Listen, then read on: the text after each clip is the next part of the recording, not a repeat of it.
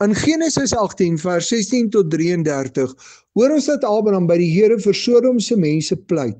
Maar ons moet raak sien dat die Here sê dat hy vir Abraham tot seën vir die nasies van die aarde gemaak het. En op grond daarvan vertel hy vir Abraham van die komende oordeel oor Sodom en Gomorra. Die Here was dus in sy genade baie goed vir Abraham en nou gee hy aan Abraham 'n geleentheid om vanuit die Here se genade aan hom te reageer op al hierdie mense wat onder God se oordeel staan. En Abraham reageer op die geleentheid wat die Here vir hom gee deur te bid vir die mense. Die Here maak ons op baie maniere bewus van alles wat in ons land verkeerd is.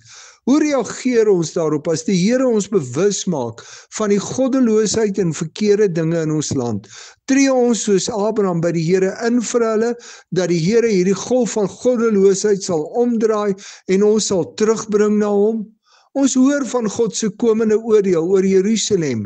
En dan in Jeremia 22 vers 30 tot 31 hoor ons dat die Here sê hy het tussen hulle iemand gesoek wat 'n muur sou bou en vir die stad sou intree dat dit nie vernietig word nie. Maar hy het niemand gekry nie. En daarom sal God se oordeel hulle tref.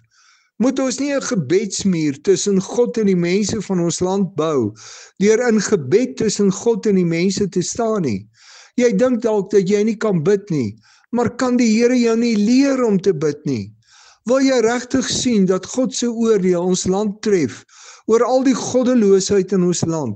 Of kan die Here jou leer en help om tussen God en die mense van ons land te staan en vir hulle te bid? Hoe reageer jy op God se goedheid aan jou as hy jou bewus maak van sy komende oordeel oor ons land?